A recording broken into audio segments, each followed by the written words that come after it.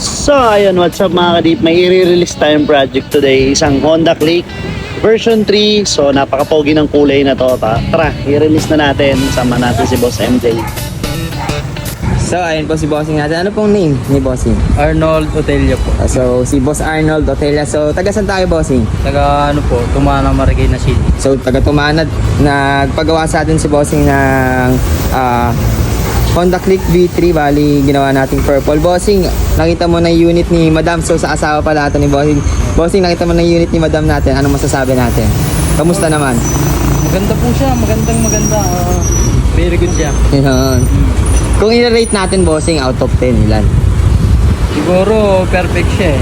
Perfect tayo, Kasi Bossing. nakuha yung tamang ano eh. Yung kulay, no? Oo, Kasi may pinakitang yung kulay sila, kulay. Bossing, sa atin.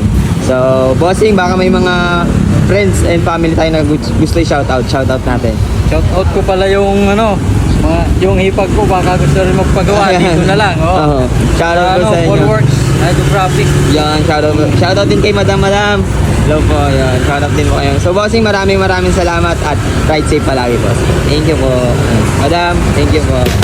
Natuwa naman yung client natin sa finish na ginawa natin. Kaya sa mga kadip natin na gusto mag-avail ng ganitong kulay, punta lang po kayo sa shop or pinakamalapit na branches sa inyo. Dahil available pa din yung 20% discount natin sa powder coating sa PWH South at PWH Taytay. So paano? Kita-kits next vlog. To God be the glory.